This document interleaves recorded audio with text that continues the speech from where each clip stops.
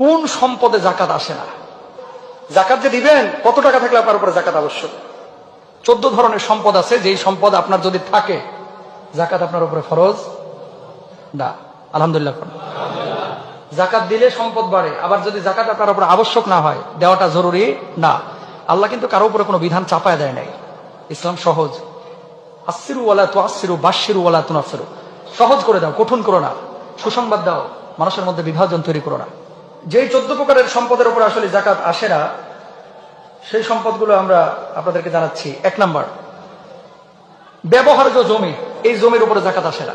যে বাড়ির, যে জমির উপরে আপনি থাকতেছেন, এই জমির উপরে কি নাই? কথা বলতে হবে, এই জমির উপর কি নাই? বুঝেন? এরপরে কিন্তু এটা আর বোঝানোর তরিকা নাই, খুব সহজভাবে বলে দিচ্ছি। 2 নাম্বার, দোকান, কারখানা, গুদাম, এগুলোর উপরে জাকাত নাই, এবং আসবাবপত্র। 3 নাম্বার, বসবাসের ঘরবাড়ি। 1 বছরের কম বয়সী গবাদি পশুর উপরে জাকাত নাই। 4 নাম্বার। 5 নাম্বার, ব্যবহারের পোশাক, কোট, জুব্বা। ওই তো বাংলাদেশে অনেক সেলিব্রিটি আছে, কোট কত? আমার কোটের দাম 50 লাখ।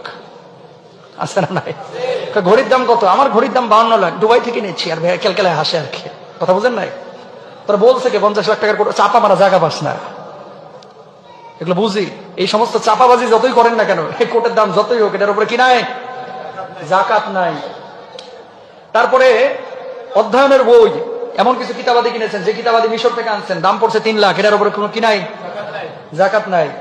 গৃহস্থলের জিনিসপত্র এবং অফিসের জিনিসপত্র।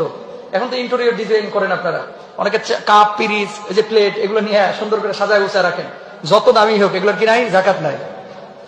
তারপরে 8 নম্বর হচ্ছে গৃহপালিত হাঁস, মুরগি এবং পাখি, যেগুলো বাড়ির মধ্যে লালন পালন করেন, এগুলোর উপরে জাকাত নাই। ব্যবসা বাণিজ্যের হলো ভিন্ন কথা। 9 নম্বর, চলাচলের জন্তু এবং গাড়ি। ঘোড়া কিনছেন 5টা ঘোড়া দিয়ে আপনি চলাফেরা করেন, ঘোড়ার উপরে জাকাত নাই।